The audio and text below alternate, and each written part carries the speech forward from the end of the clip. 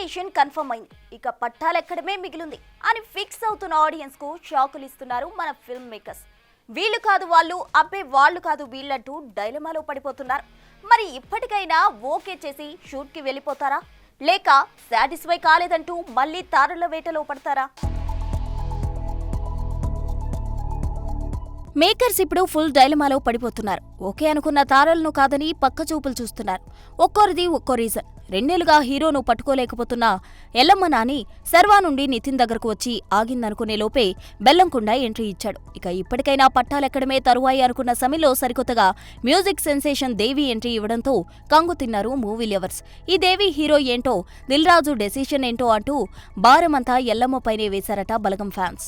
ఇక నాగా 100 సినిమాలో టబు ఫిక్స్ అనుకున్న ఆడియన్స్ కు షాక్ ఇస్తున్నారు మేకర్స్.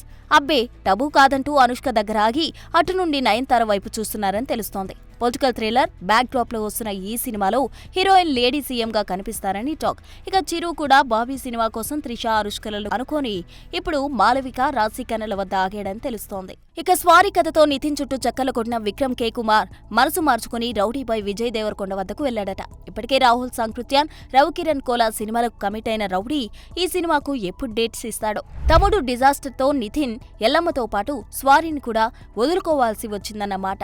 ఇక బాలీవుడ్ లో వచ్చి సూపర్ హిట్ అయిన జాట్ పార్ట్ 2కి గోపీచంద్ మలినేని కాకుండా భలే మంచి రోజు ఫేమ్ శ్రీరామ్ ఆదిత్య మెగాఫోన్ పట్టునున్నాడన్న తెలుస్తుంది. మరి కెరీర్ లో ఇప్పటి వరకు హై వోల్టేజ్ యాక్షన్ ఎంటర్టైనర్ చేయని ఈ కుర్ర హీరో సన్నీ డియోల్ ను ఎలా డీల్ చేస్తాడో చూడాలి. For more videos like this, subscribe Big TV channel.